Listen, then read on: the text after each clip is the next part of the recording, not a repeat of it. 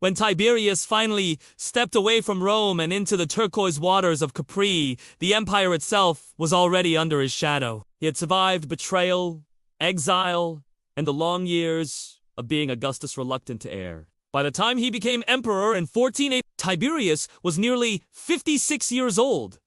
Older, wiser, and more suspicious than ever, unlike Augustus, who had thrived in the spotlight. Tiberius despised the endless ceremonies, the flatteries of the Senate, and the public gaze of the Roman mob. For him, power was not a performance.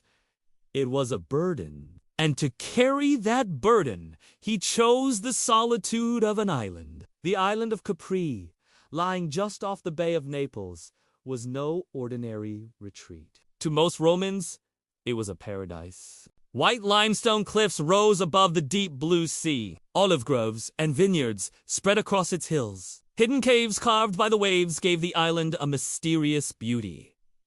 The air was fresher, the summers cooler, and the nights filled with stars brighter than those in Rome's polluted skies. But beneath its beauty, Capri would become the stage for one of the darkest chapters in imperial history. Tiberius first visited Capri during the reign of Augustus. According to legend, Augustus himself had once loved the island, believing it a sacred place, blessed by the gods. But when Tiberius returned as emperor, Capri took on a different role. It was no longer a retreat.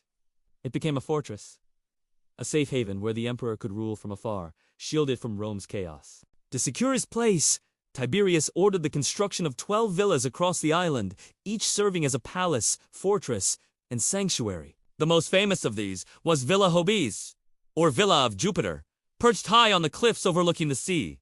Villa Jovis was not merely a house. It was a symbol of power, with sprawling courtyards, massive halls, underground cisterns, and towering walls. It stood like a second palace of the Caesars. From its heights, Tiberius could look east across the Bay of Naples, as if keeping one eye on the empire he had left behind. Villa Jovis was both magnificent and terrifying. Ancient writers claimed that from its cliffs, Tiberius would sometimes order prisoners or unfortunate servants hurled into the sea, their bodies dashed on the rocks below. Whether this was truth or rumor is still debated. But the image of the Emperor's Villa as a place of death haunted Roman imagination for centuries.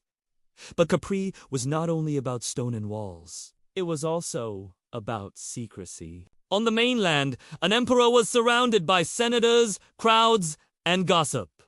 On Capri, Tiberius could control everything. Access to the island was limited, guarded carefully by his loyal soldiers.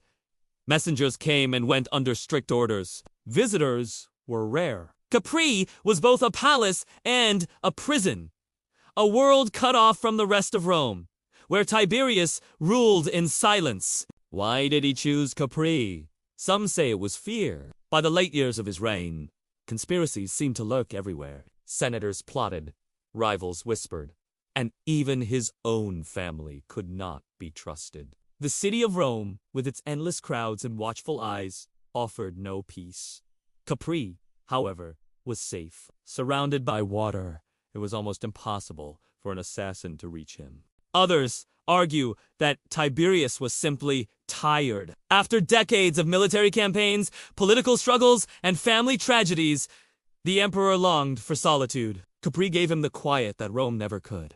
Still, isolation brought its own darkness. On the island, Tiberius grew ever more suspicious, ever more withdrawn. He filled his time with astrology, philosophy, and strange superstitions. He surrounded himself with informers, men who reported every whisper of disloyalty in Rome.